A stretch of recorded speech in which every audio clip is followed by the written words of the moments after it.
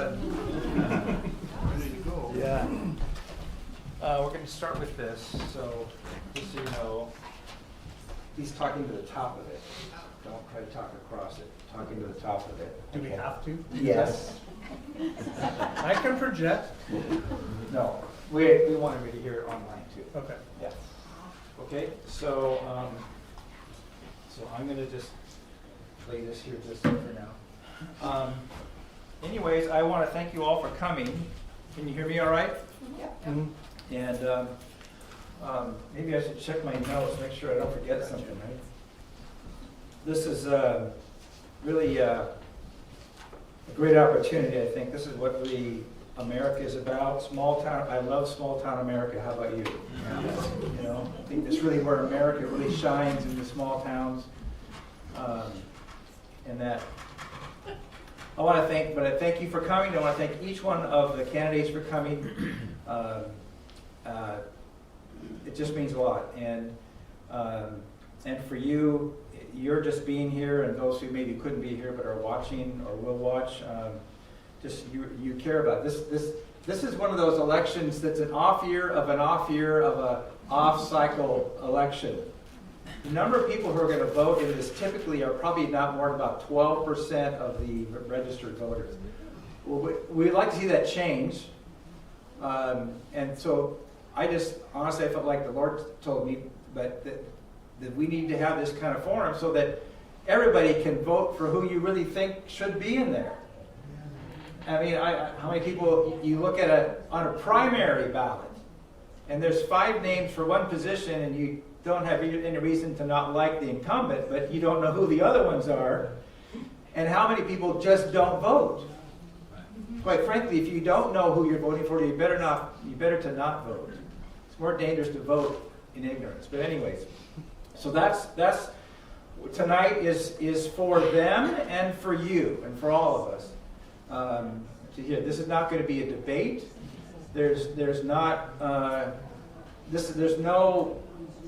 attack mode allowed in this place. It's just really a forum. They're all going to answer questions on. Share their views on the same question. And there might be some question that might be actually with the incumbent. Eric, do you mind if we go by first names? Please. Is that all right? Yeah. You can call me Reverend. No, I'm kidding. But anyways, we want to just make this is a forum to hear. There might be, like I said, there are a question or two that will be asked differently of our incumbent Eric, only because he has an experience on the school board that the other 4 don't. But it'll be the same topic. But in full disclosure, I know 3 of you at different levels. Meegan, her husband, is on the Stevens County Republican Central Committee, of which I'm also part of. And so I know James, her husband, through that, and that's good, right? That's good, right? I know Eric just because over the times I've been at the school board meetings and had a few times sat down with he and the former superintendent, talk about issues, and I've always appreciated. It's always been good. And Richard Price, or we know as Dick Price, some think he goes to my church. He doesn't attend here, although he is responsible for this building being here. And he and his wife Penny and kids had been a long time members of this church, but that was quite some time before I ever came around. And I've been here for 22 years. But I know who I'm voting for, but that means nothing to you. You need to know who you're voting for, and that's why we're here. And I just also want to say that this is not Loudoun County. You know what I'm saying? These large school districts have got some serious trouble, and I want to start off by acknowledging the hard work our current and former board of directors have been doing to do what they felt they could to keep back this flood of corruption, sexualizing, whatever the term, the things that might bother you about the culture that maybe you aren't too excited about. They've done an awful lot to do what they can to protect our children, and probably at least as much as any school district has done, if not maybe more. So we can be grateful for what they've done. And I want to acknowledge our new superintendent, Dr. Alexa Ullman, is here. So thank you. I will tell you that, as with the former Superintendent Travis and with Dr. Alexa, they welcome conversation. When I've gone in there, I've been given 90 minutes to talk with them, with me and a couple others, on the issues we care about. So I encourage you to do that. Same with the other board members. We got Carrie Breckner is here from this board of directors, and so is Lindsay Lofstrom, who was a youth when I came here, way back in the day. And am I missing? That's just it, right? All right. So I just want you to know that. Introduce the other two, and I missed it. No, I'm just talking about the current school board member. No, but you introduced those three. Oh, the other two I haven't met. I'm just talking. So, Okay. Mary, just control yourself. I can say that to Mary. But I just want to acknowledge the school board that we do have, and I don't want this to be some kind of agenda to put them down. I think you're looking for who's the best one to be in there. I think they're probably all good, at least. So, but the other is Samantha Jordan, and she's running. Thank you for being here, and Shauneen Flugel, who I know her family. They're good friends of mine, the Palmer family, and so. Anyways, I just want to thank you all for coming. And then can I say one other elephant in the room? And maybe you might want to address, there might be an elephant or two, and I'm not talking about Republicans. Because there are some people who are adamantly opposed to this being in a church and a pastor talking about these kind of things, because of some notion of the separation of church and state. For the first 150 years of our nation, the generations after the founding of this nation understood what separation meant. Because they had lived, our founders had come from a country where the king had become the head of the church, and there was a state, and the state and the king told you what you can worship and how much. And if you didn't, they could come after you. And our founding father says, we're going to separate the church from that kind of power, and you are allowed to worship however you want to. And if you don't want to, you can. That's what separation is about. Our founding fathers never once thought that religion, faith, should be removed from the statesman, because they knew that men without character or morality could not govern a free people. And that they believed that integrity and morality came through faith in God. When you're living your life knowing you're accountable to somebody greater than you, then you will be very careful about how you're living your life here. And quite frankly, our true history shows that if there wasn't a Christian religion as the moral, cultural base of our founding fathers, America would not exist today. We would be still singing Hail the Queen, or now Hail the King. So, anyways. And then one last thing, I've just got to do this.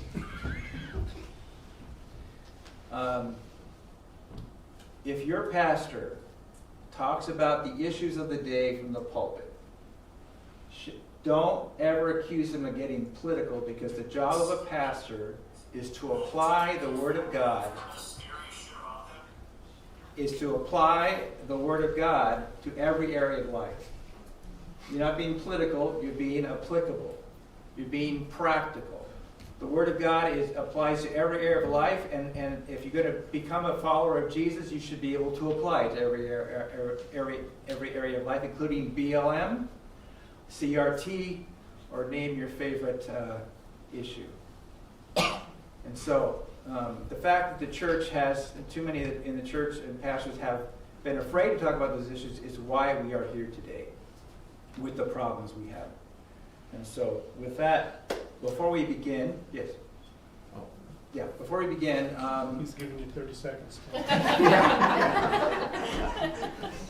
before we begin, I would like us to have an invocation and then the Pledge of Allegiance. My wife is going to lead us in an invocation. She is not only an ordained minister, but also the president of the Stevens County Republican Women's Club and the second vice president of the state Washington Federation of Republican Women. And then after that, Coulter is not here with chaplain, but our pastor, evangelist Patrice Whiting, who's part of our church, she will lead us in the Pledge of Allegiance. Her husband, who's a chaplain for the Border Patrol, couldn't be here right now. So if you would stand, and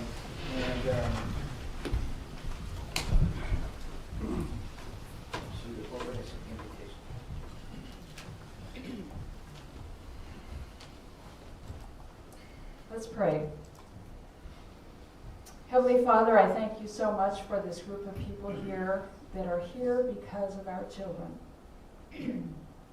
We are here because we believe that you have given us children and families to protect, to guard, to care for, and to love, to guide, to nourish, to nurture, and that they are a generation that will go forward and lead this country. And Lord, I thank you for these people here that are part of this community. Lord, I thank you so much that you have given us leaders that love children and desire to honor you in what they do and how they lead in their areas of, it's really a ministry to these children. And Lord, I pray for tonight, I pray for all of these people that are, have committed their time to give to this community in whatever capacity they can, to stand up and make a difference in our community for what they believe is right and to represent this community. And Lord, I just thank you so much also for giving us just an amazing opportunity here to hear the voices, the ideas, the impact that our school board has in our community, Lord, and the people here. I pray for grace. I pray for blessing upon our families, upon our leaders, and upon our community, Lord. And we just thank you so much in Jesus' precious name. Amen. Amen.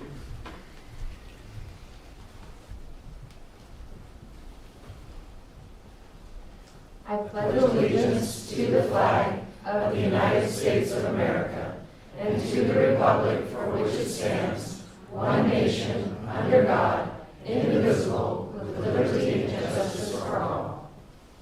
Thank you. You may be seated. I also want to recognize our mayor is here, Mayor Tim Virgil. Thank you for being here. And, are there any other city officials that I missed, or elected officials? Candidates, 2 candidates, Okay. Diane and Scott. Diana Scott, okay, good, welcome. And, I was asked if we would do this as we get closer to the general election for our city council and for our school board members, and I would be glad to do that as well. So, anyways, all right, so tonight, we're going to open up here with some opening comments. Each one will have 3 minutes, and I got my faithful timer down here, Max, and he's got a 30-second sign to let you know. And so we will, I want to make sure. All right. So I just thought that at this point, since Eric is the incumbent, I'm going to let him bring the opening, his statement for 3 minutes, and then just go to your left. And from that point on, we want to kind of randomize who goes first. And so we've got this basket here, and we'll pull out a name for each question, and that person will go first, and then the person to their left will be second, and that way it's just totally randomized.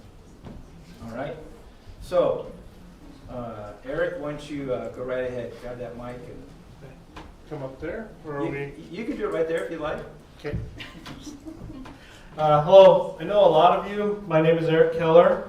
I was born in Spokane, raised on a farm out in Williams Valley. Spent the first 18 years of my life here, and then did a little time in the Navy. Went to college. Attended the University of Idaho. This is my first time doing this this type of a deal, so hopefully we're good. I haven't had anybody run against me in 16 years, so great. I worked for Boise Cascade for a long time. My wife and I and Debbie lived in Goldendale and started our family down there. Then we had the chance to move back here in about 2005, and we said we wanted to move home. So we moved home, and so our kids could get to know their grandparents a lot better and move on.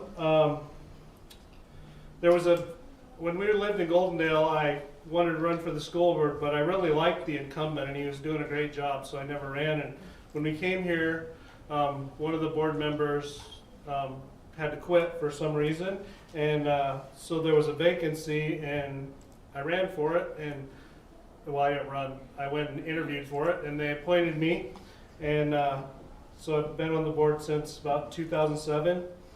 I can't remember the exact date ever. That's the bad part.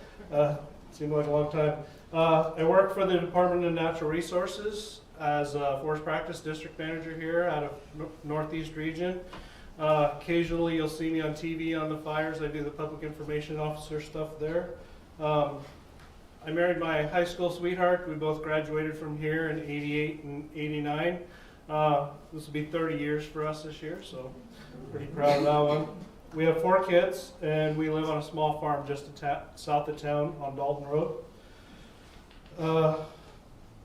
When I came on the school board, I wanted to make a difference for my kids, and I believe that good education here, a Deer Park education, and a lot of hard work, you can do anything.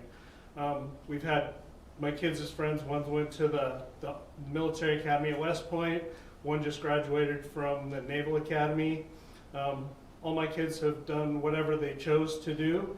I believe that you can do anything coming from Deer Park, and I wanted to make a difference in their education, and this is how I thought I could do that. And I tried to always ask myself, is this the right decision for kids?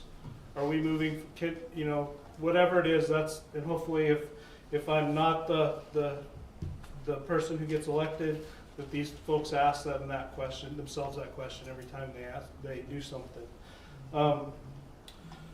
I've worked on the board to promote and make good decisions, hiring decisions, because we hire the superintendent who sets the vibe for the district, and we've tried to make good financial decisions. We've saved money. We've been very frugal. Our board is extremely conservative, monetarily and otherwise.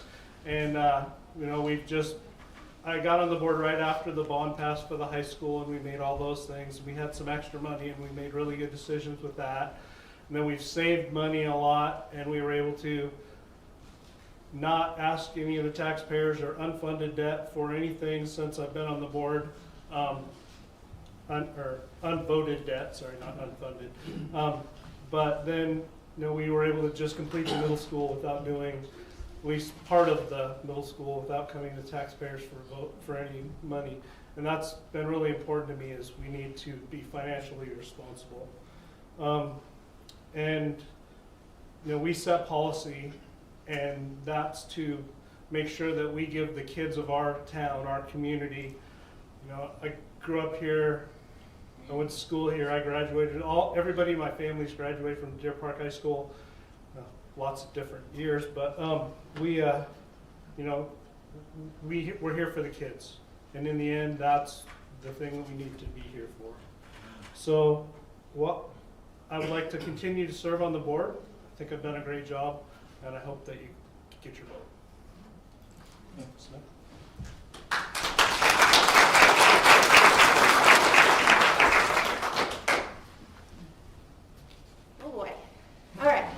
evening.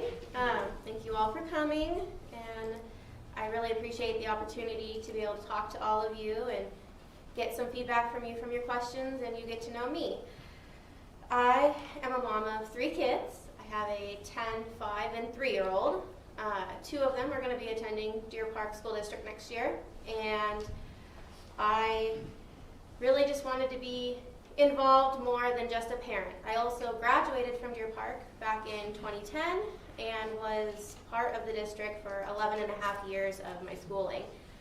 So being a student and a parent, you know, I get to see what goes on in Deer Park, and I just wanted to be able to continue to be part of it and maybe have a voice or make a difference or just you know, be part of it. I married my high school sweetheart, Seth, and we made a life for ourselves just north of here in Deer Park. And well, obviously, I am very nervous. I have not done any public speaking since I did Miss Deer Park back in junior year, so I apologize. For my job or my career, I'm a real estate agent with Real Estate Marketplace Compass, and I've been doing that for about 3 years, which is exceptionally fulfilling. Being able to give people the American dream, you know, you get to own your home, buy your home. It's one of, you know, a lot of people say is the biggest purchase of your life. So you're having those skills to be able to navigate some of that and the people skills, and I think that it will be good to bring to the board. And always keeping in mind the kids first. I mean, if you think of what the kids need, educationally, socially, all of it, and what skills they can have for the real world when they graduate, and you think of that first, everything else will fall into place. So that's why I'm running, and who I am, and thank you.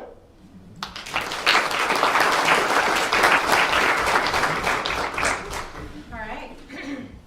Well, I'm Shauneen Flugel. My husband and I, we grew up here. We did K through 12 here. We have been married for 16 years, and we have 4 kids, and each of them we'll have one in each school next year. So we'll be busy. For most of my life, I've spent a lot of time serving our community in a whole bunch of different ways, whether it was church or scouting or coaching or community events. And then I spent quite a few years up at the elementary serving with the PTO. And then the last, year and a half or so, I've been helping out the Arcadia with the PTCA. So I am like in the mix and on the ground level a lot. And so I had a friend approach me about this open position shortly before the deadline. And my first thought was that I was not a qualified person because I don't have a background in education.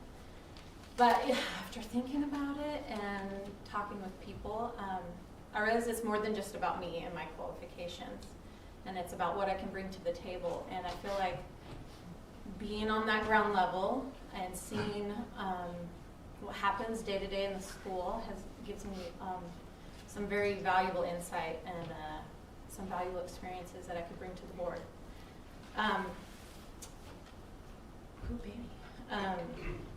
I got to get to know the staff and parents and the kids a lot with my service. It's been about 8 years. Because of that's the reason I decided to run. Because not just mainly because of my children, but because of those relationships I developed and seeing the kids and seeing what's working, what's not working. And so I can do, my part to give them a big voice.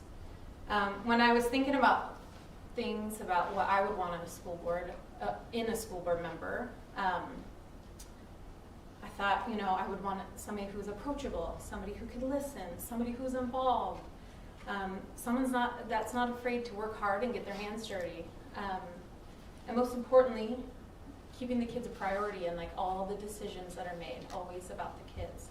And so I feel like that's something that I could bring and to the school board. Right.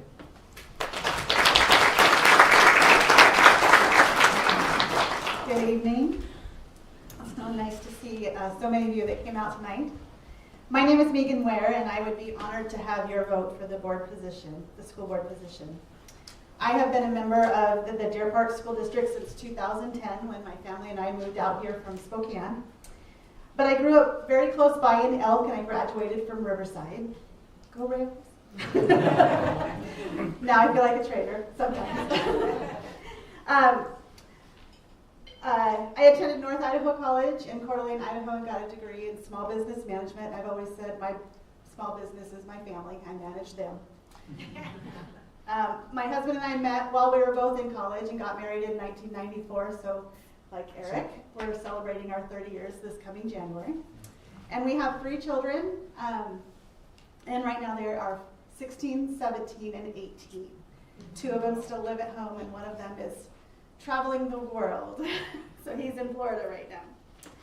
After adopting our 3 kids, we decided to come back to this area, this general area, and raise our kids on a small farm, a small hobby farm, which was much the same way that I was raised growing up. My dad is here in the audience today, and he raised us since we moved out to Elk in 1974 when I was small, and I always say we had every animal on that farm except for horses at one point or another. In fact, when we first moved out to the farm, we had 400 rabbits. Dad was a rabbit farmer.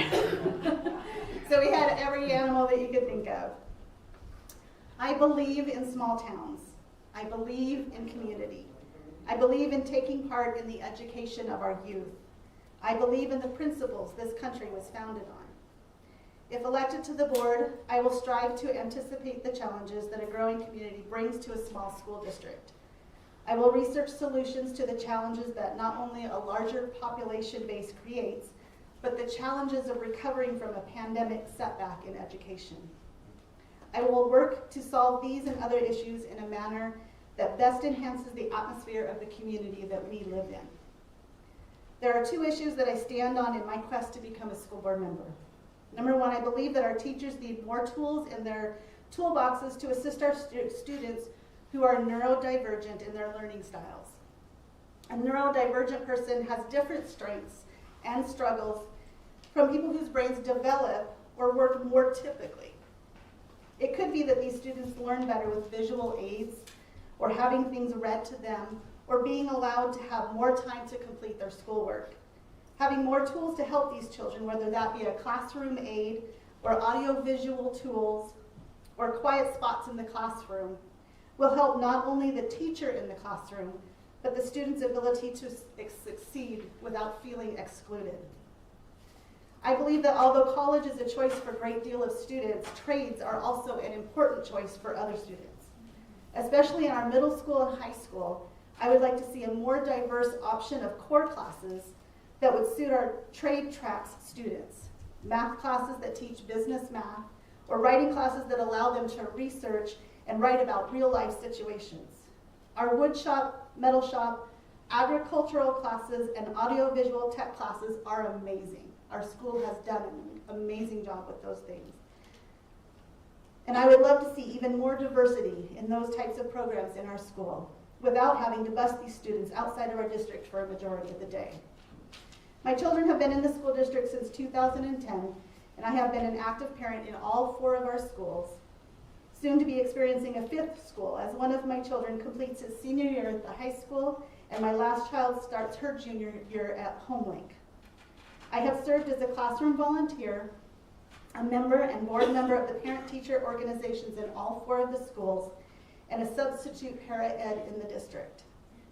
These years of experience in a variety of aspects of the school district have prepared me for a position on the school board.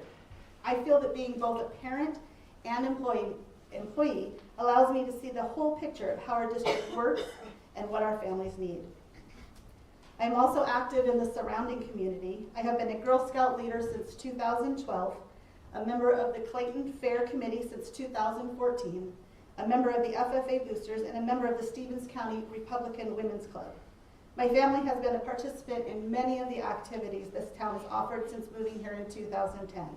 I think I've marched in every parade that we've had since we moved here.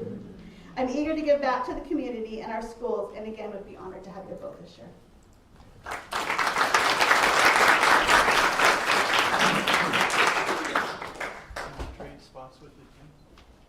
Yes, you may.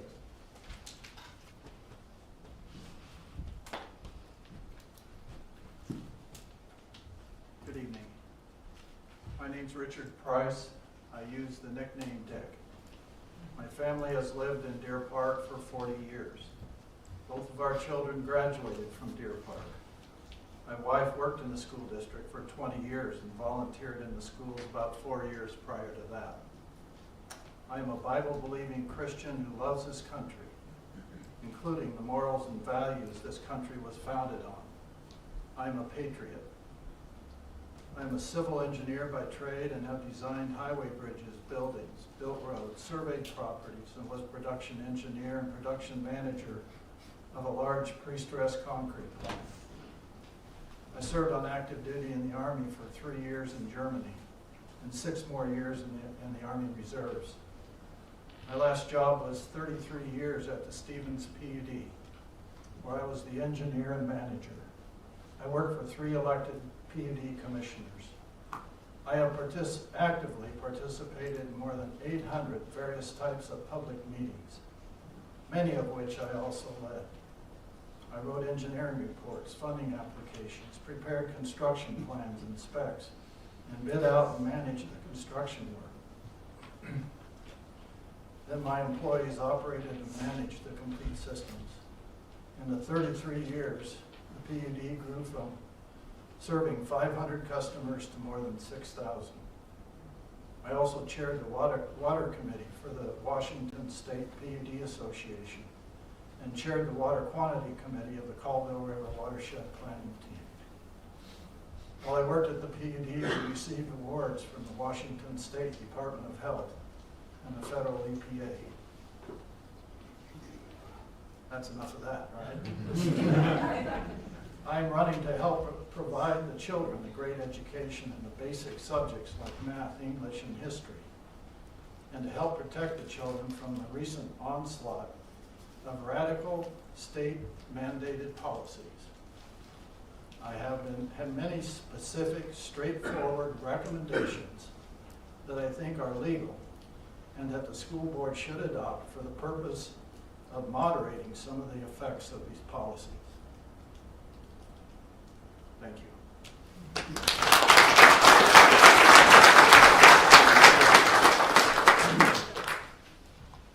All right. They stayed within their time, Max? Yeah, sort of. Good. Let Hear you yell at let the alarm go off, so. In case you want to hear. All right. Okay, so what I want to do, just so we all kind of get on the same knowledge as far as what we're talking about when we talk about the board of director. I thought here's, just so you see it, the vision of the Deer Park School District and the mission. The vision is ensuring the future by inspiring excellence. That sounds good, doesn't it? And the mission, Deer Park Schools will provide excellent educational opportunities for all students, maintaining a steadfast commitment to quality instruction and high expectations, positive relationships. This work will be carried out in a safe and respectful environment rooted in family and community values and focused on inspiring students to excel in a changing world. Some of the questions that I will be addressing will be focusing on the things that seem to be rising to the top of the news the most. And but we have some other things as well. So also, you may know this, but the board of directors is made up of 5 directors. Our school district is divided up into 4 director districts, and so 1 from each of those.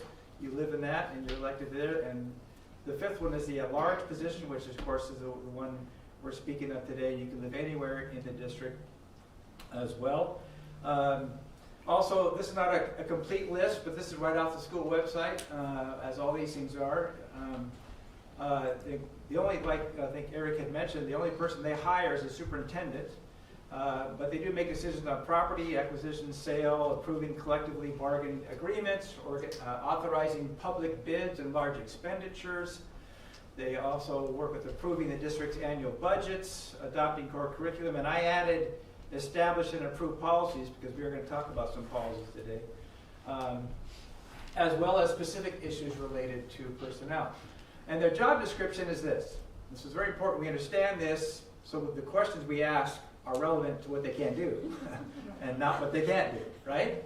That the authority of the individual board members is limited to participating in actions taken by the board as a whole. That's pretty important when legally in session. Board members do not assume the responsibility of school administrators or other employees. All business of the school board is conducted in open public meetings except for matters involving property and personnel issues. Simply stated, this really summarizes it. It is not the job of the board to manage schools, but rather to oversee that schools are managed well.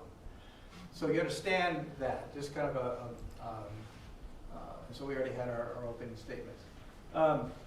And so, just some initial questions. Who's going to be the first this time, Max? Meegan. Okay, so Meegan, I want to quote, a note is that there are 22 Board of Director meetings scheduled for this school year, which started July 1st. One's already happened. And, but of those 22, 10 are work sessions. And as they would tell you, you're welcome to come to them, but if you want to watch them eat and talk about, work through things, that's fine. So that leaves 10 actual business sessions. So, you can go to any of them. But just, if you find one that says a work session, understand that that's they don't conduct business in it. Am I correct in that? Yeah, okay. All right, so I guess, sorry, Meegan, there's two things. Get the mic there. So, this is pretty simple. And you probably don't need 2 minutes for this, but how many school board meetings do you think you've attended roughly, and how will the demands of these meetings and other related activities affect your daily schedule? In other words, do you have the time? I do have the time, thank you. I've attended quite a few board meetings, especially in the last year. And I did attend quite a few when they were on Zoom during the pandemic, during what I call crisis schooling. I have always been involved in the school board. I may not have come to every one every single month over the last 13 years, but I have, especially in the last couple of years, really been attending the meetings. I know I've seen the board members and things at the meetings. And currently, I do not have a full-time job. I am a part-time employee at Tamarack Behavioral Center in Spokane. So my time is available, and yes, I can make the time to go to meetings. Great. Okay, Dick? So I've been to 3 or 4 school board meetings in the last year and a half or so. I applied for the vacancy a year or so ago in District 1, which is where I live. I'm retired. So I retired in 2016. My wife said I'm crazy for doing this. And but you can tell already where my heart is. My heart is for the kids. And so I have the time, I've taken the time, and it's a different world today. I'm old enough to know what it was like. I graduated from high school in '66. It's a different world today, and I'm not sure that enough people are standing up and recognizing it and speaking out, and that's the reason I'm running. So I've been to 3 or 4 school board meetings, and I have the time, I have the desire. Well, I'm on the board, so I make most of the meetings. I usually miss 1 or 2 a year, or just vacations, or I'm out of town working, but it's a priority for me. They brought all my kids to the meetings when they were little. They used to sit in the office behind our boardroom and color. So I make time for what's important, and this is important to me. So. Well, honestly, I have not been to any of the school board meetings, but I would like to. That's why I'm running. I want to be part of this. I have the time because one of the beautiful things about my job as a real estate agent is I make my own schedule. And so I will have time and want to have time to be able to attend these meetings and be part of our community more. Thanks. I've been to several before COVID happened when my kids were younger, and then more so now. But I am a stay-at-home mom, and so I can make a lot of time. And as far as my kids and stuff, I have a pretty good support system for watching kids, so I can make the time. Okay, great. Okay, who's next, Max?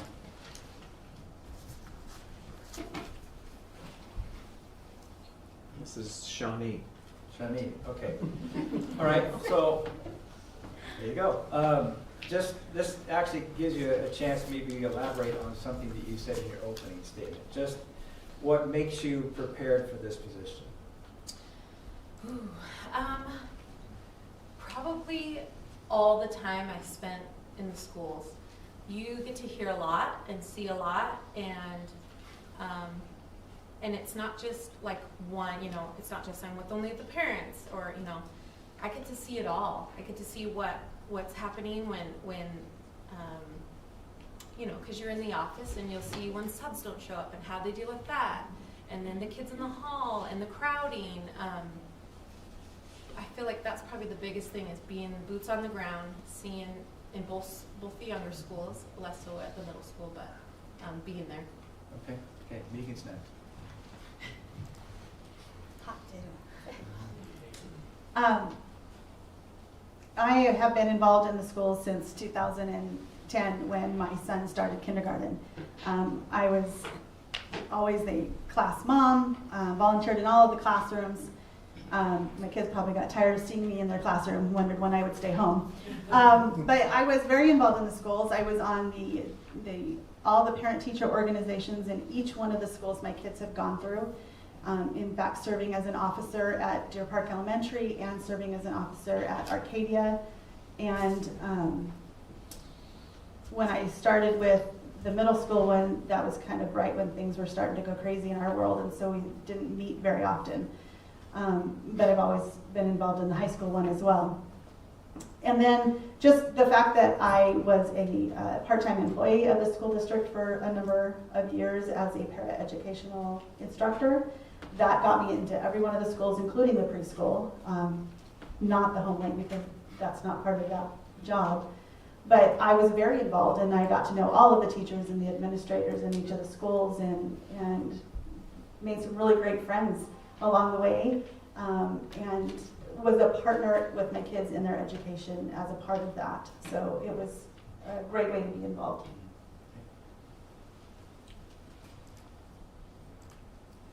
I think I met with Travis. I got to know Travis some.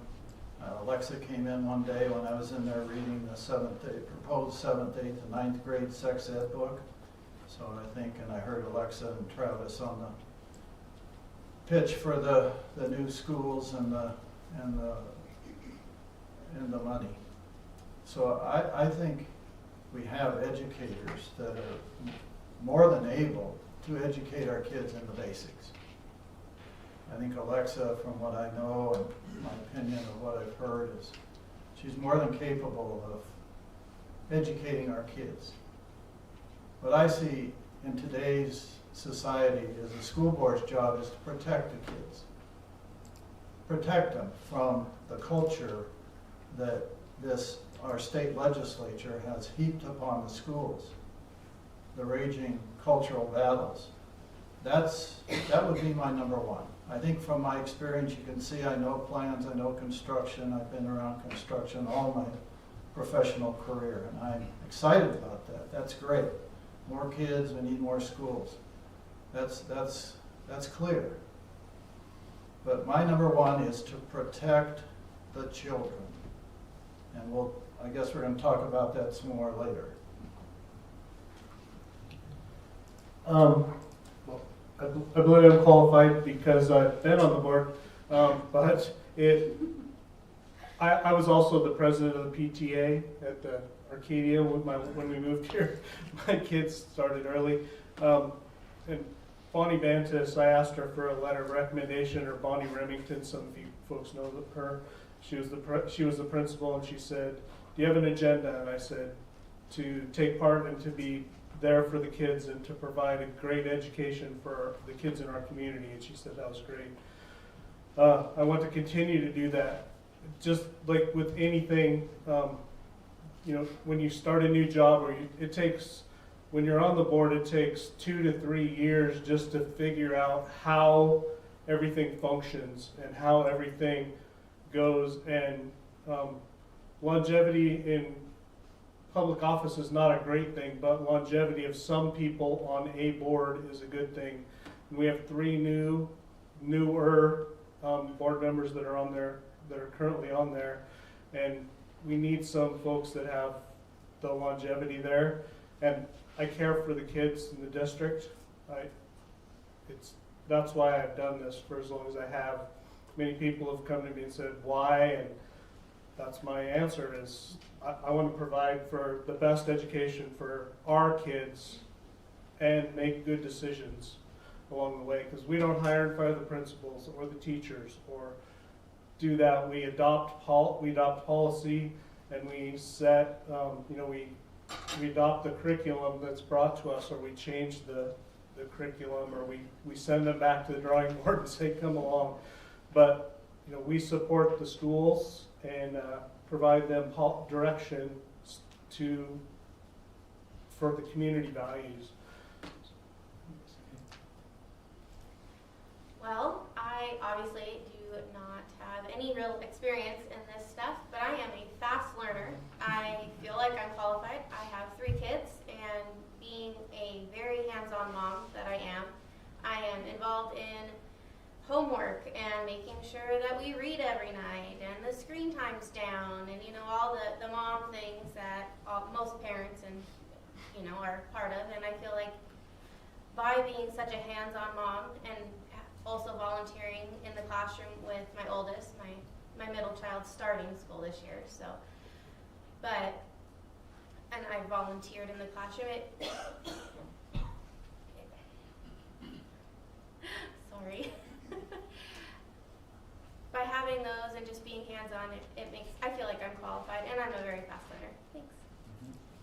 Right. Great. All right, my next question you probably already answered, so we'll go to the next. Who's our next starter? Eric. Okay. Okay, well, that's good. That's good. Because you kind of touched on this. Each director represents the values of their director district, and being a small district, there's probably not a whole lot of variety between the 4 districts. And but there is an accountability to the voters, and you kind of already spoke about that a little bit. And I don't know if the person hears this, not here, who said this to me, but says if you put a fresh cucumber in a jar of pickles, eventually it becomes a pickle. And which is the notion that, like you kind of referred to somebody in a long-term position, they morph from representing why they were there to, in this case, represent the families to begin to protect their position and the institution. That's not to suggest that Eric, you have done that. But again, knowing that's one of the elephants in the room that some people are going to be saying behind your back. So I think it would be only fair that you just have a chance to just speak to how can you stay a fresh cucumber? And then to the other 4, how do you see the similar thing to the other 4 is like how do you see yourself keeping you're being that representative to the schools and your job in that sense. So in the district, this is the at-large position, and anybody from anybody who lives in Deer Park School District can run for this. The other 4, you have to live in a certain geographical position, but everybody gets to vote for every position. It's not, so it's kind of a weird thing. So no matter what, for Carrie or Lindsay, I get to vote for them no matter where I live or anything. So it's a very good equalization thing. I've strived over the time I've been on there, and I do it at work, is I go to continuing education every year. I pick something that keeps me sharp, to kind of sharpen the edge, sharpen the knife, and been very active in WASDA, which is the Washington School Directors Association. They have continuing education for board directors that basically allow you to focus on what you're supposed to do and not try to do what you're not supposed to do. I've always asked the question, is this the right thing for the kids? It's not about me. If one of these folks wins, then I will support them wholeheartedly. That's the end. It's about the kids and making the best decisions that will provide for their education, to allow them to, we had this thing a couple years ago called technical 2-year or 4-year. I joined the Navy Reserve when I got out of high school. That helped me. I went to college. That's not for everybody. You know, we need to provide something for everybody. If you're a mathlete or a bandlete or an athlete, or, you know, we're a good-sized district, and we can provide a lot of those functions for the kids. And, you know, that's, as the board, we need to make sure that that is the, that's what we're there for. You know, I guess I've always tried to keep myself sharp and keep my eye on the prize, and the prize is not me being on the board, but providing the best direction for the district over time. Okay.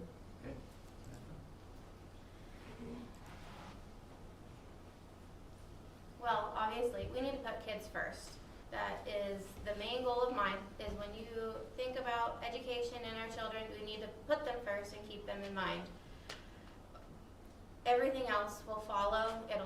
If you keep the kids in mind, then, and their best interests at heart, everything else will go into place. In running for this, I mean, I wanted to be able to make a difference for all the kids and give them an environment where they felt that they had the best diverse education possible. Kids all learn completely different. I have 3 kids, and all 3 of them have different strengths, different weaknesses, learn differently, and I know that their friends are all different as well, which means everybody's kids are the same way. We need to be able to provide the tools needed for all of them to be able to succeed after high school. And I firmly believe that a basic education will give that opportunity to our kids. We have that opportunity to give them exactly what they need to succeed. And in running and then continuing with the school board, that would be my main goal, and to keep that in focus and in mind. Thank you. Okay, to keep from becoming a pickle, because I am still actively involved, and my children are involved in 4 different schools and multiple different activities. I get to interact and bump elbows with many parents and families, and so I think hearing their concerns and being around and involved in that, and I think that would keep me humbled, keep your feet on the ground.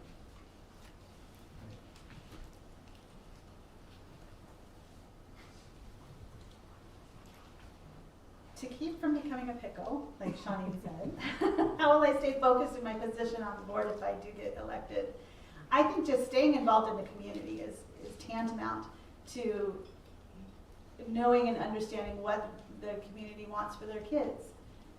Our community is so different from larger communities like Spokane, and so just being involved and getting to know everyone that you live around and be around, and the village that you raise your children in, knowing all of that will help. That will help me keep abreast of what is needed and what the new things that we need to focus on in our schools, because every year it changes. There's some new thing that kind of becomes a stumbling block to some people. 3 years ago it was the pandemic and how we are going to survive that, and in the moment of it, it was really, really hard for everyone. but we're starting to see the light at the end of the tunnel, I think. But just keeping involved in the community, knowing what's going on in the community, being a part of the activities that go on, I think that is what is going to help not become a pickle. So, I don't want to get pickled either. So I have a different perspective because of my age, and I think that's great. I think it's needed.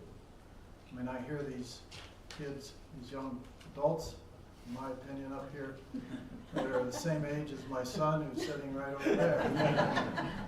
So, my perspective is protect the children. I have not heard any of the other ones say about these new laws that our state passed regarding sex changes and hormone therapy, abortions. It's real, it's live, it's in our schools. Not that any of the schools want it, but our radical legislature has passed laws, and the OSPI is going to send down policies and tell these schools, you adopt these or else. And that's what's happened in the past on sex ed and transgender issues with locker rooms, restrooms, sports. It's here, folks. It's here in Deer Park. This school district has this, all school districts in this state, the school boards have the sole authority to adopt the policies that run the school district. So, what does the state do? They get, from what I was told at a board meeting, about 90% of the funding now comes from us to the state, back to the schools. So when the state sends it back, there's all kinds of strings attached. And that's where they threaten the school districts with pulling the funding if they don't adopt these policies. So that's the challenge. I like what I'm hearing here, and that's all good. I have a grandson who just graduated from Mead. He's an electrician. He's going to be an electrician apprentice now. The other one's going to be a teacher. So I agree with a lot of things that are being said up here, and that's great. But the elephant in the room is the schools want, the state wants the schools to have the authority to take our children and send them to abortion clinics, transgender surgeries, and then hide them. Thank you. Okay. Thank you. Is this bothering anybody else? Yes, it is. All you LCD people like me, you know? Did you put that back up? Okay. And we're going to talk about those here in just a bit. Let's go on here. I want to do some lay some information on the table and help us so we can see these figures properly. And I've done as much as I can. I can't tell you how much time I've spent on this. But you'll note these are the scores for Washington State as a whole. Washington State, I looked at 4 different resources and put those 4 together. Washington State comes out ranking 31 in the nation. And these are the proficiency that 50.7% of students in Washington State altogether meet the standards required for English language arts, 37.7 for math, 42.7 for science, 82% graduate, and on a state average, $17,199 per student.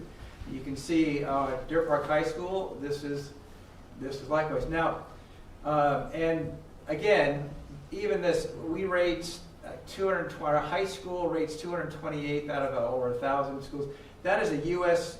News and World Report number, and it is also an old number. It's not a real recent. So I just put that up for perspective, not to say, and I'm not trying to make, this is not trying to put any negative, this is just some data points. As I have learned from my conversations with our school board and there's some other things that we would all agree, everybody here would agree, we want to see these scores come up, all right? That's a no-brainer. So I have a question, though, that especially the layman kind of looks at that and goes like, wait a minute, how come we're graduating 88%, but only 33.8% are proficient in math? And there's more variables that I even know, but I do want to let people know, aren't these scores taken in 10th grade? Is this where these are 10th grade tests for the high school, right? These are not seniors, all right? So there's a possibility that in the last 2 years, there's improvement. There needs to be a lot of improvement in some of that. But anyways, and the other point is that public schools have to take all students, where a private school does not. So public schools get all the kids, and so that a higher percentage of kids in a public school will be the ones who are in disadvantaged home situations, single parents, poor, maybe other troubling issues that make learning for a child very difficult because of the environment, not because they're not capable of learning. Those things definitely have an impact on these scores. And so I'm going to step back and, we're not going to do softballs here.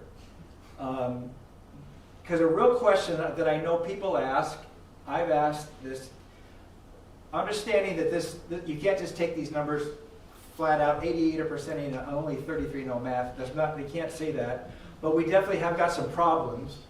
The richer school districts like Mercer Island and Bellevue, you look at their all three of their scores are pretty close to the graduation rate. So their 10th graders are pretty close to the level of graduation, which is about like Deer Park's. So they can be better. But the point is, what's the job of public schools if not to educate people to the level of competency and then graduate them? To me, that I think that would make sense. Are we graduating? We're obviously graduating some that are not proficient in one or two of these main subjects. You talk to employers and you will find out that the kids can't even spell in some cases. Some kids can't make change, some graduates. And I'm not talking about Deer Park, I'm just talking this is in a general sense. So, clearly, as Washington State, so Deer Park, we have some things that need to be improved. Our high school seems to do really well in the area of English language arts. That's far above the state standard, so that's to be commended. I think we should recognize that. Math is a little bit worse than that, and stuff. So, and not to blame anybody here. Instead of looking back, how can we go forward? And so who's our first person? Max, who's our first person? Next one, okay, on this one. Sorry, Richard. Okay, all right.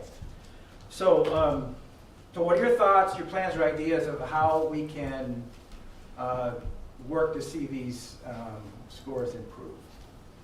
I looked at the one that you referred to, Tim, when you sent us the procedure for tonight, and I was amazed at how many breakdowns there are between homeless and there's just endless amount of breakdowns on the kids, minority, I don't know, and poverty or income level and all that. So I think we have a new superintendent now, Alexa. I think we had a good one, great one, Travis.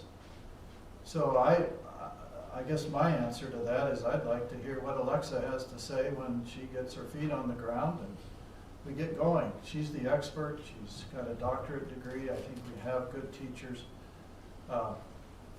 So I'd like to see what Alexa has to say. I don't have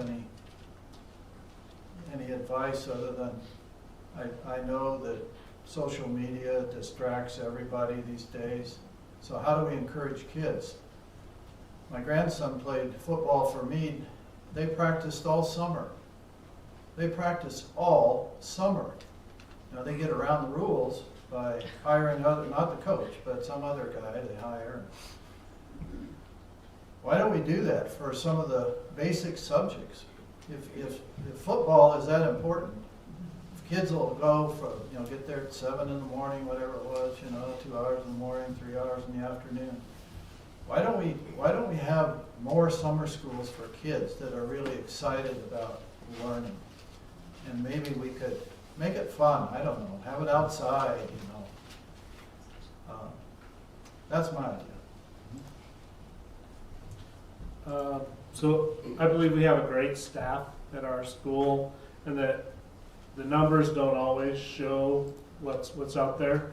One of the things, we have a quarter of our district is Homelink district, is our Homelink students, and for this particular, these numbers, they weren't required to take these tests. So if we have, the tests don't show their zeros if they chose not to take the tests. So that brings our numbers down a little bit, and not making excuses for that. I think that we have the right people in the right places, and we are doing a great job.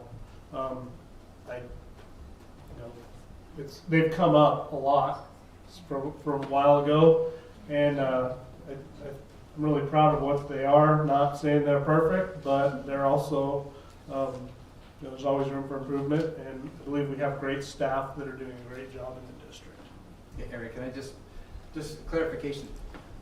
This is specifically for the high school. But the 10th grade tests. Right, but the numbers, the Homelink is completely separated on the OSPI's website on the report card. So they are not included in the high school. This is just the high school. It's not the whole district numbers. This is just the high school numbers. So maybe you were thinking that on a district level, you would be right if they took the whole. But this is purely the high school students, and has nothing to do with Homelink or the middle school. But your point's good. I just for clarification. Sure. Okay. Well, obviously, there's always room for improvement, and it'll never be perfect. Those scores could definitely be improved on. Those scores don't also mean that there are children that are illiterate and can't read or can't do math. Those are state standards. So those kids might not be able to, but most of them might just be below what the state deems as the standard for when you graduate. And granted, we do need to be striving for better and having all of them meet the state standard. We are, according to this information, 31st in the nation, which we should be improving on, right? As Washington State or even Deer Park High School, we should be moving forward with that. Also, we as a district need to be able to prepare the kids for real life after school. And if they can't read, write, do math, do science, and not just a college setting for college degrees, but also trade schools or, even flipping burgers, you gotta be able to count money. So everybody needs to be able to have a productive, meaningful life outside of school, and having those numbers get better is definitely what we need to strive for by providing the teachers the tools for all of the learning styles and types. All kids learn differently and need to learn in the way that best fits them, and sometimes those standardized tests can give us the tools needed to be able to determine whether or not they learn A, B, C, or D, or maybe a little bit of A and E or C and D, and then providing the tools they need for them and the teachers to be able to give them the education they best deserve. Thanks.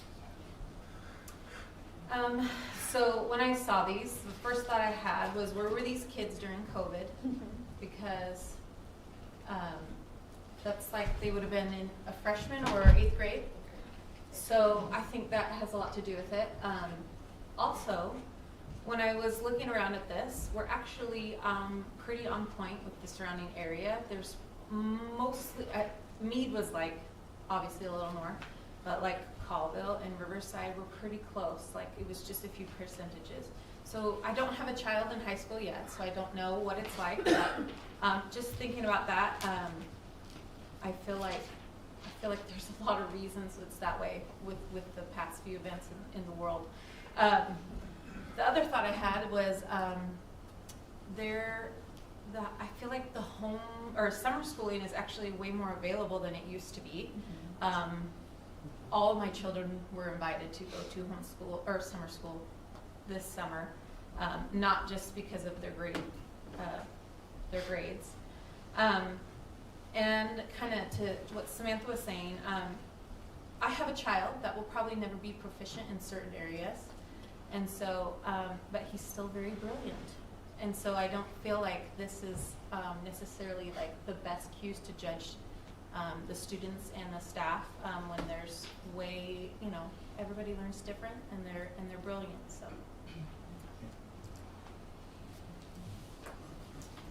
Thank you. I'm going to agree with quite a bit of what Shauneen said. These kids that were tested here, they were in 8th grade in that COVID pandemic. My husband and I were just talking the other day about all of these statistics when I was going over this. They lost a year of learning, a year of really important learning in 8th grade year that is supposed to prepare them for high school and the way that high school is different. We all know that when you go to elementary schools and when you're in the middle school, they're trying to get you ready for the rigors of high school. And our kids lost that. Our 10th graders who were tested here lost that.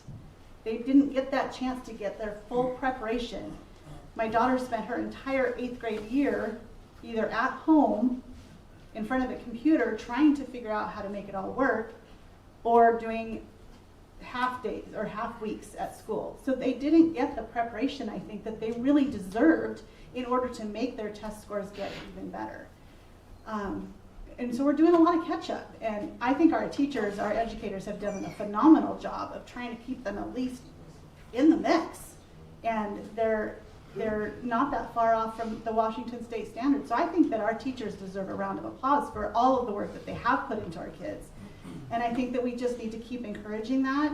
We need to keep encouraging our parents to work with the kids at home, encouraging our kids to go to the summer school programs, because they are really, especially the ones for the younger kids, they really encourage learning in that off way. Instead of reading a book all through the class time, they're doing actual live learning and getting their hands dirty. And so I think just continuing in that and realizing that we have a big block that we've got to overcome with all of these kids who had to endure the COVID mess. I have other words for it, but I'll say the COVID mess. Okay, thank you. All right, how about a little harder hardball? And what I want to do, I want to talk about, I mean, you can't hardly go out, hear the news and not see school board members, parents going to school boards and reading from the books, things that some parents are being shut down because they're reading such immoral stuff, and they said, this stuff's in my kid's library, school library. So I want to do a few little background things, and we're just here to hear what you think about it. You don't have to agree with anything I might say. We just want to hear where you stand on these issues, okay? So, so I don't know how many people are aware, but there's an RCW that's been on the books since actually started in 1880. It's been some amendments, but the last change was in 1969, 54 years ago, RCW 28A.405.030. The title is Must Teach Morality and Patriotism. It shall be the duty of all teachers to endeavor to impress on the minds of their pupils the principles of morality, truth, justice, temperance, self-control, humanity, and patriotism, to teach them to avoid idleness, profanity, and falsehood, to instruct them in the principles of free government, and to train them up in the true comprehension of the rights, duty, and dignity of American citizenship. Did you know that was on the books? Isn't that good? Yes. Very, very good. This is the... Can you put that back up again so we can take a picture of it? Sure, go right ahead. I want to see that. I want to look that up. Yeah, that's right off the Washington State Gov If you just Google that number. it'll Yeah, be right. Google that so I number. was trying to. Yeah. Sorry, thanks. Right. We did. And this is the dreaded policy 3211. P means procedure. This is how it's acted out. Gender inclusive schools. It aligns with the WIAA's policies. That's the Washington Interscholastic Activities Association. With every school district in the state turns over, signs a paper. Is it every year you guys do it? Every year turns over all of the sports teams and competition to the WIAA, which is a nonprofit organization, and they have a very strong gender inclusive, if some might call it woke, whatever, progressive, whatever you want to use it, policy that is identical to 3211. 3211 is a policy you'll find in probably, if not yet, every single district, that number in every single district in the state, because it is mandated. Our school board of directors did not create this, and it's my impression that they never would have if it was totally up to them. But this is what it states, basically, and all this information I provided to all of the all of the candidates here. Some already had it, but it states a school employee, for example, will ask a transgender or a parent transgender student how they want to be addressed. It says whatever the gender or name or pronouns, etc., the child wants, that's what they get.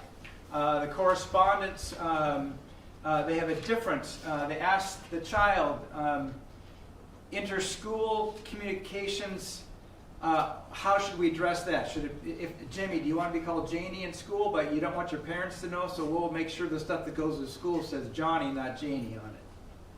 And actually, so it calls for the creation of an official or non-official and a non-official record of the student.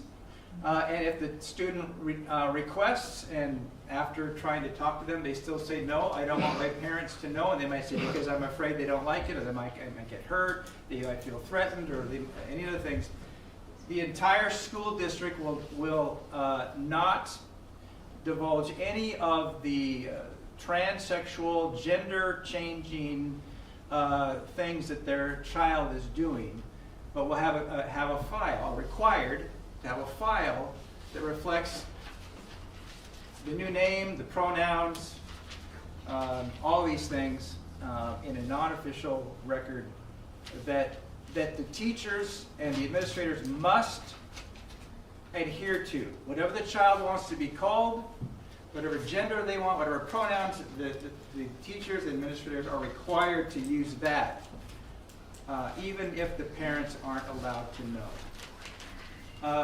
And then you must allow these children, the boy wants to be a girl, you must allow him to be in the girls' bathroom, the girls' locker room, the girls' sports team, phys ed class, and even the dress code. Yeah, that's a happy one. This is another interesting report that just came out from the Free Beacon. Reported that the New Jersey public schools, as they introduce their gender curriculum, as has been rolling out in these last several years, in the 2019 to 20 school year, there were 16 non-binary students in the entire state of New Jersey public schools. 16. 4 years later, after the gender curriculum had taken hold, 4,000% increase to 675, and 41, about almost 3 times as many as had been in the whole state, 41 in elementary school. On a national level, high school students identify as transgender in 2017 from the CDC report. It was 1.8%. 4 years later, the American Academy of Pediatrics report is now 10%.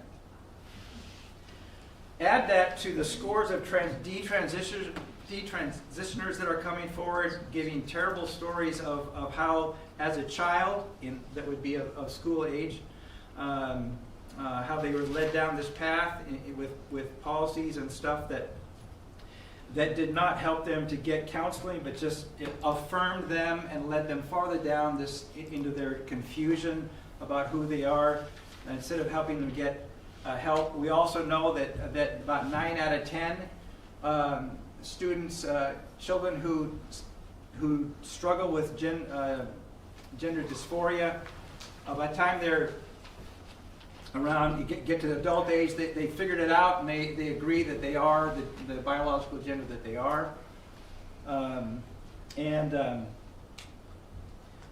Not to mention the sports things that we see about happening with, if you heard about Riley Gaines and Leah Thomas and all these things, and there are entire states and some athletic organizations that are now banning biological men from being part of it, because they're seeing that women's sports is being destroyed, and all these kind of things. But the thing is, to see this increase that's going on. So this is my question. Who gets to start this question off? Samantha. Samantha. Okay. Are you glad you came today?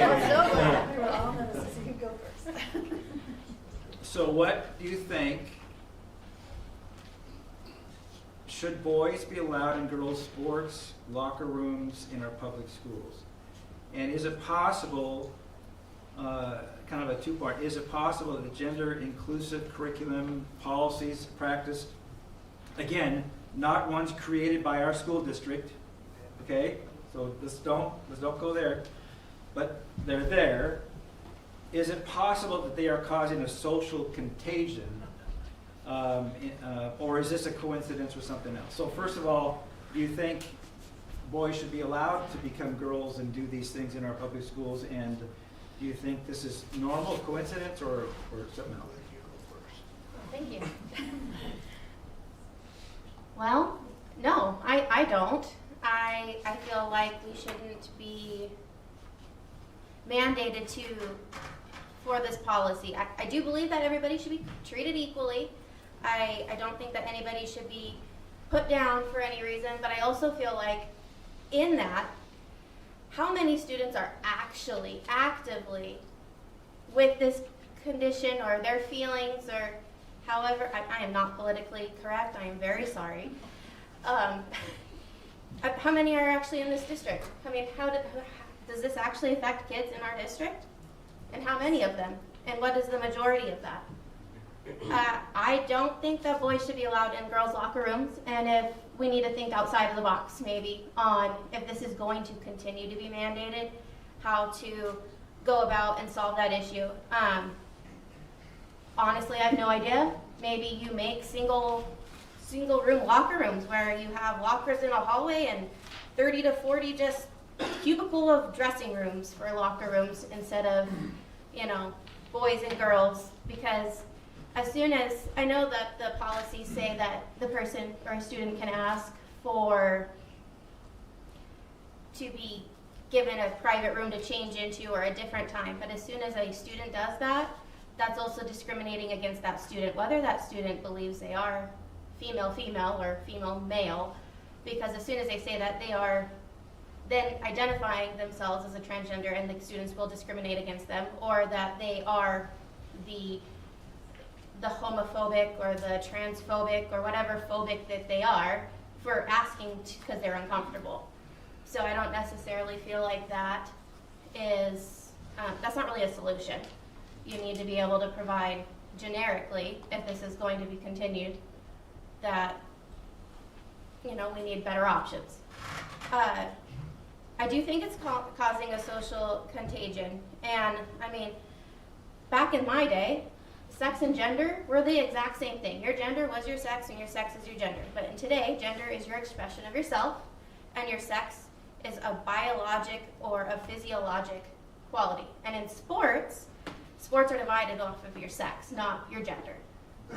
So that's my opinion, and I know that's not necessarily politically correct, so I apologize. So thank you. Okay. Well, I would agree with you and add on to what you're saying. I don't think boys should be in girls' sports. I have 5 brothers and I have no sisters.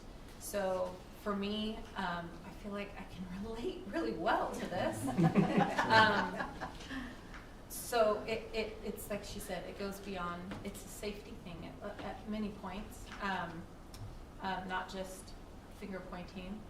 I will add, recently my kids went for a physical, and I had given them the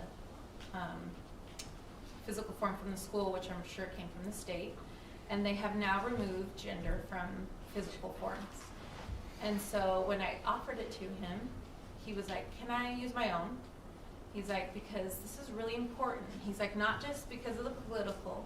He's like, they have removed the parts where they check certain things on boys, and he's like, doing that, he's like, if I would have done that my whole practice, he's like, there's some kids that would have had some serious issues in their life had I not done, checked, because they are boys and they are girls, and we, so it is starting. So watch if your kids go to physicals that they mark that on the form. I do think that if it starts, that it will keep going, and I feel like it's set up. The way it's set up, it will be taken advantage of and abused.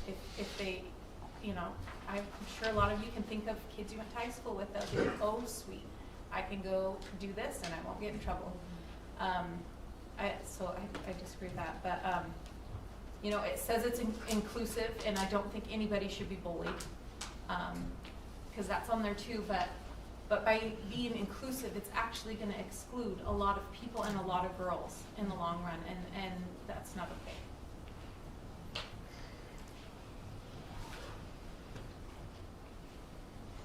Okay. Personally, should boys be allowed to become girls? In my beliefs and the life that I live, you are born a boy, you are born a girl.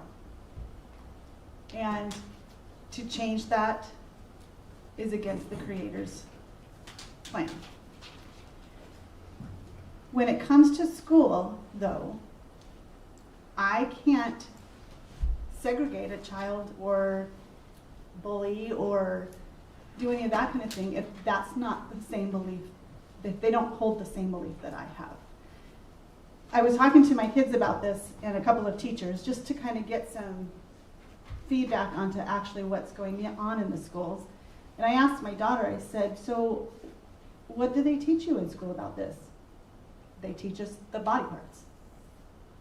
They don't teach us what the mind might think of boy versus girl or genders, that kind of thing. They teach us the body parts. It's biology.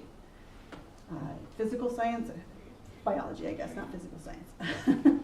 But I also asked her a question. I said, so if there's a child in your school who, thinks that they are a different gender, a different sex than they were born with, how is that handled? How do you see that that's handled? Because I wanted to see it from a student's perspective. And she says, well, they just go to the nurse's office and they use the bathroom there. They go there if they need to change clothes and they don't feel comfortable in the locker room that they're supposed to be in, they go to the nurse's office and the nurse lets them change there without questions asked. So I think that we are keeping our students safe right now. And I think that what our teachers and our educators and our administration is doing is keeping all of our children safe by giving them that option and not making them do something that other people would be uncomfortable with. And I think that that's a great thing. As far as the sports goes, our bodies are built differently. Women's, girls, boys' bodies are built differently. They have different muscle mass. They do things differently in the sports world. And so to say that a boy can be number 485 or whatever in boys swimming and then go into the girls swimming and become the champion, that's not because he thinks he's a girl. That's because he was built a boy and that's how his muscles work. So I think that there's been a lot of stuff in the news that is starting to make our kids think things that they're not ready to think. And we just have to be, as parents, we have to teach them what we believe. Amen to that. So I think this is my issue, or one of them. So it's easy to say, I agree, God made male and female. Marriage is between a man and a woman. There's a new book out by a 40 years experienced child psychiatrist that says, this is evil. This is evil. A boy will never be a girl. A girl will never be a boy. The mind and the body are connected. So you can't in your mind say I'm a girl when your body's a boy. God didn't make us that way. So we've got to deal with it. It's just the tip of the iceberg if social media has the effect, continues to have the effect that it has had. We've got to deal with it. So what do? This was already kind of suggested. Convert all restrooms and locker rooms to single occupancy restrooms with one toilet, one urinal, one sink, and a lock on the door. Just like many restaurants and businesses have done. Unfortunately, this may eliminate showers altogether or reduce the number to just a few. I know our grandson, who, like I said, played football at Meade, he never took a shower after the game. I didn't ask him why, but I don't think I think it had something to do with this. Parents shall have the right at any time. This is a policy that I would recommend the school board, whether I'm in or not. Parents shall have the right at any time during business hours to access all files in the school's possession pertaining to their child. If you read the policy that's been adopted, it says when the school contacts the parents, they will ask the child, do I use Jane or Joe? It doesn't say anything about the parents coming to the school and say, if you have 2 sets of files on my child, I want to see both of them. So I think that's a doable thing, and it doesn't violate the existing policy or the direction from the state. The entirety of all sex ed classes in all grades shall be videotaped and approved by the school board before they are shown to students. Also, the teacher will read the following statement at the beginning of every video. So, quote, this is my draft statement. The school board has reviewed and approved this video. However, your parents should be your primary source of information on sex ed. And any questions or comments you have after watching this video should be discussed with your parents, not your teacher or any other school employee. This same video is available online, and the school board recommends you opt out of this class at this time and watch it at home with your parents. End quote. So that statement would be read by the teacher at the beginning of every sex ed class that's taught in the school. And of course, there'd be the normal opt-out notices that are already sent out prior to the class. Your time just went. Sorry. So I think there's things we can do. That's my point. Eric, We're in a box. Eric, so that's one.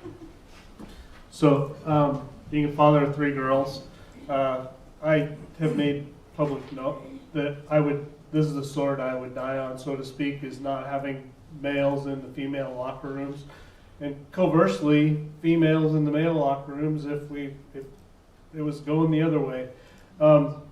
We have been really lucky. We have had some students in Deer Park that are challenged in this way, or however you want to look at it. We've been able to work with them and their families. We have great counselors, and regardless of what the law says here that you can and can't do, those kids are not just, we're just going to do that. We go through the counselors, the teachers. Our staff does great work to provide those families and children, and in the end we have to follow the law, folks, right? We can't there's HIPAA laws and there's FERPA laws and there's all sorts of laws. And morality, I think as a parent, I would have had to be deaf, dumb, and blind not to know that my child was doing something. I mean, they got away with a lot, but not this. And, we have great staff and we have great counselors at our schools, and they work with those kids. And we work with those families, and we provide them for PE. They change in the teacher's bathroom or the nurses or whoever it is, but protecting those kids and providing, it goes back to providing everybody with something. And if hopefully we don't have these big problems in Deer Park, thank goodness yet. But we're getting larger and larger, and it will happen eventually, and hopefully we as a school district can work with the kids and hopefully educate them on decisions. I can't say it's better for who it is. I've never had to make that decision. Thank God for that. But we have great people in their districts, and they provide as much counseling and education and everything. So it's not just a throw them to the wolves type of thing. And we have had these kids in our district, and we've been able to work with them and their families. Great. All right. Well, I want to get to your closing statement, so I'm going to, and we've hit a lot of good stuff here. So, well, I want to just do one last thing about your oath. And this is, this is not meant to be a gotcha thing. Something that maybe I'd like to consider, and you don't need 2 minutes for this. I'm going to ask you just kind of something a little bit more than just maybe a yes or no answer, or yes or no, or somewhere in between. Because in our conversations, I've spoken of myself that in the area where an unjust or immoral law is handed down to us, that there's a place where those told to implement it decide whether they're going to do that or not, because the degree to which it is that. And so I know the response has been, I swore an oath to obey the law. And a number of you have given that response to me. And so, but let's look at the oath. This is the oath that school board of directors makes. They shall take an oath or affirmation to support the Constitution of the United States and the state of Washington, and to faithfully discharge the duties of the office according to the best of his or her ability. In fact, I don't know anybody who is elected to office who swears an oath to obey the law. You swear an oath to uphold, support the Constitution of the United States, which is the supreme rule of the land, and the Washington State Constitution. Our Washington State Constitution says that the U.S. Constitution is the supreme rule of the land, the law of the land. Thereby, if anything in the Washington State Constitution contradicts the U.S. Constitution, guess who wins? The U.S. wins. And so you, as members, anybody in elected office, you swore an oath to support the Constitution of the United States and the state of Washington. You did not swear an oath to obey the law. The distinction is very important, because laws come and then laws go. Laws come and then they are declared unconstitutional. Laws come in from our legislators, and sadly we are a one-party state right now, and they are held up to the plumb line of the Constitution. The Constitution is never held up to the plumb line of some law. It's always the Constitution. Laws can be declared unconstitutional. The Constitution will never be declared unlawful. So there's a big difference between the oath that we, as elected officials, that you've made, our mayor likewise, and anybody in elected office, you swear an oath to support the Constitution of the United States. And therefore, we know there's laws that have been passed that have been clearly can be called immoral or unjust. Has anybody heard Dr. Martin Luther King Jr.? He didn't even wait for the Supreme Court to prove him right. He disobeyed unjust and immoral laws, namely the Jim Crow laws. I'm not going to ask to make any specific commitment, because we'd have to create a hypothetical situation that wouldn't be fair. But in light of this, I just want to know, you don't need 2 minutes, just kind of like yes or no, or I'm not sure. Could there be a situation where the board of directors, knowing what your oath really is, that there could be a time where you are not to implement a mandatory policy, curriculum, practice because it conflicts with your oath to support the Constitution, regardless of what the law says? do you believe that this actually could speak to the place that there could be a situation where a law could come down from above and you say we will not because we believe it violates the Constitution of our state? So who would be first?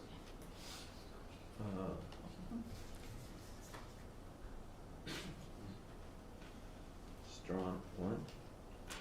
Eric. Congratulations. Thank you. And just kind of yes or no. I mean, I'm not just go ahead. Yes, I do believe there's a time when there's laws that are unjust or can harm people, and at that point in time, you have to make a decision. The military, that are lots of things they say, is that order going to get somebody hurt? Going to do what's wrong? And there's ways to refuse those orders correctly and done, Right. and to work towards that. So, yes, I think there's a time and there's a way to do that. I agree as well. Yes, there is definitely a time for that. It's all about the kids, and if you think strongly enough, and you all and me as a parent, everybody, the school board feels that way, then yes, there could be a time that could take place. Yes, same thing. It's about protecting the children. And some of the stuff that happened during COVID also, we personally didn't follow either.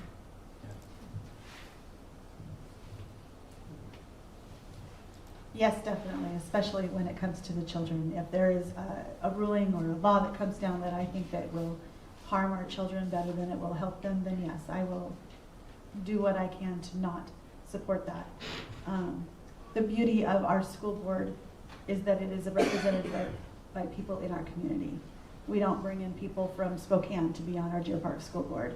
And so I think collectively as a community, we are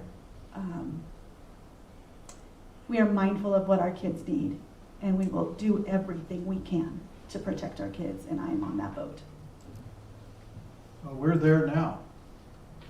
We are there today, right now.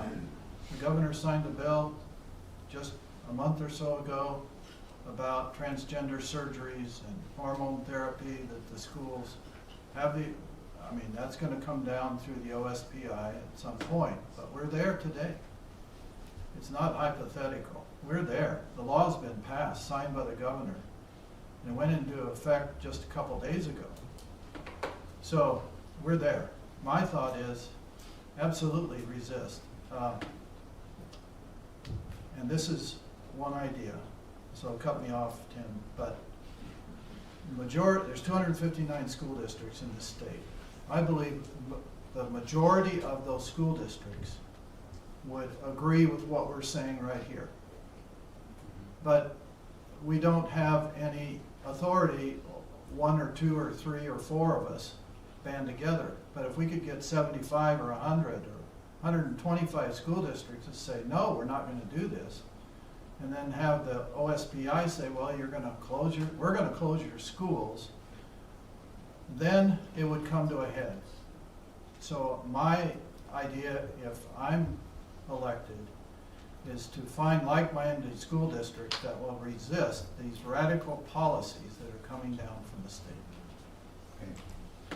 All right, well, I want to thank you all, and so we will, each of you, give a 2-minute closing statement, right?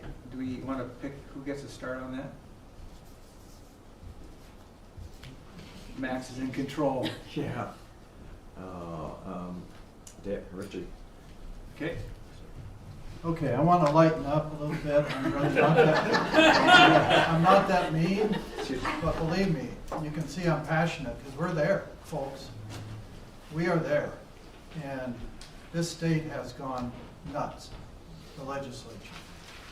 They are crazy, they are insane, and some of these radical policies are evil.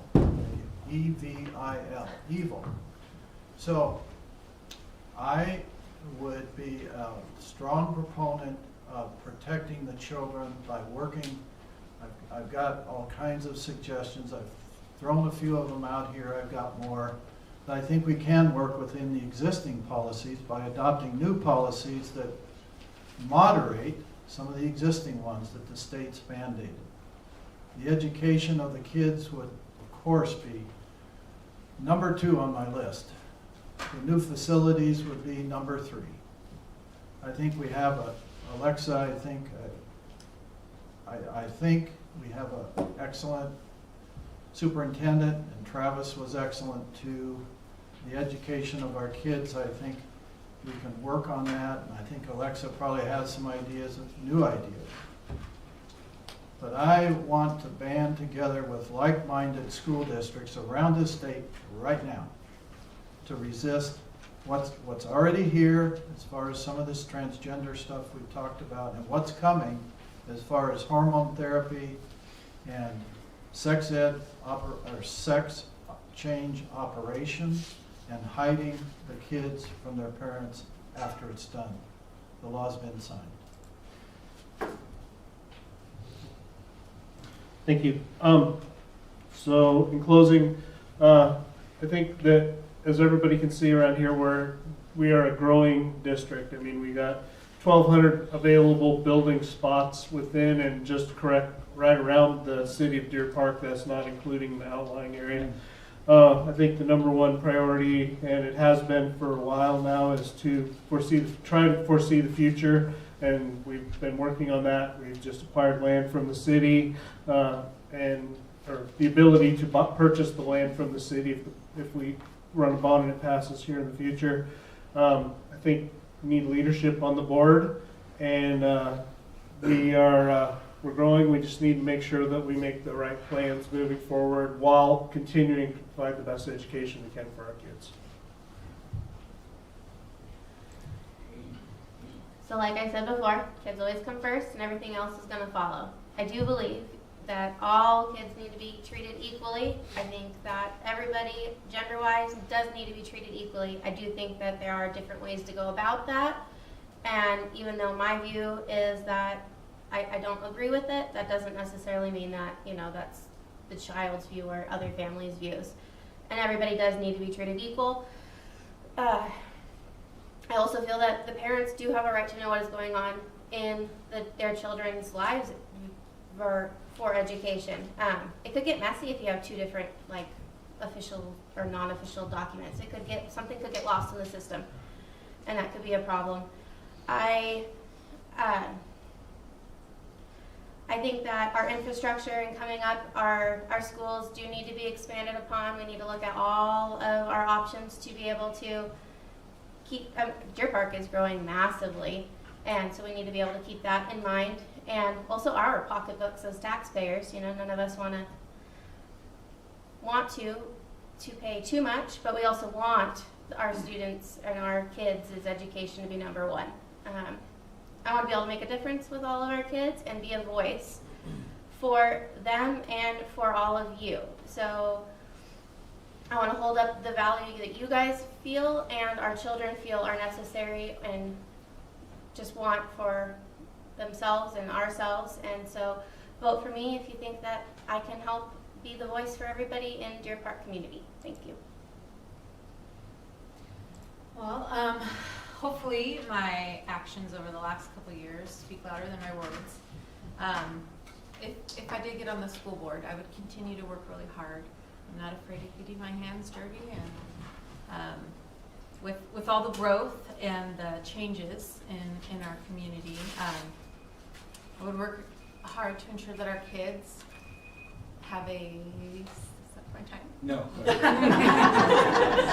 they can learn and grow in a safe place and a healthy environment and an encouraging environment, just like that we got to. Let kids be innocent longer and give them a chance to grow.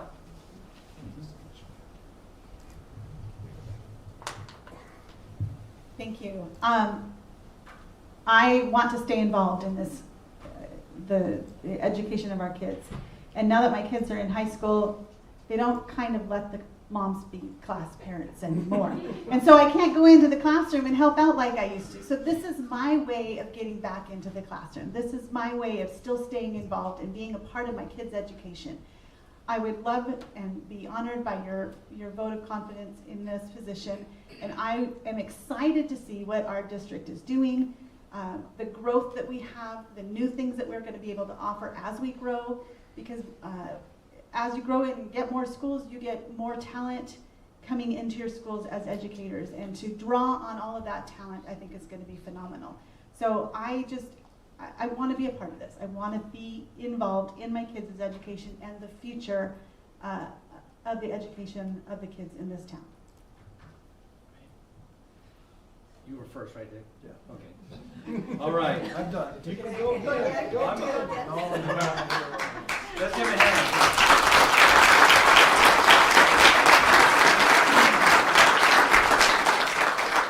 Yeah, so it's pretty obvious they're all good. You need to decide which one's best, according to, I just appreciate, and, every board member had their first day on the board, right? So just because you haven't been on it doesn't mean everybody one day was not on this board, right?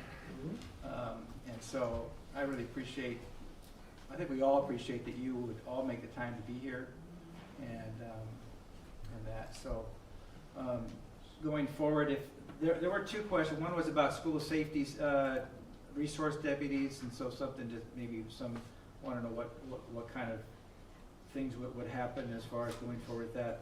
Another one was, I think we kind of touched on the passage of the levies and bond issues, talking about money a little bit. So those kind of things we couldn't really quite get to, but anyways, if there are any ways that any of you would have suggestions, what you thought went well tonight, what you thought could have gone better, likewise yourself, if you have any of those thoughts, I really would appreciate that as well.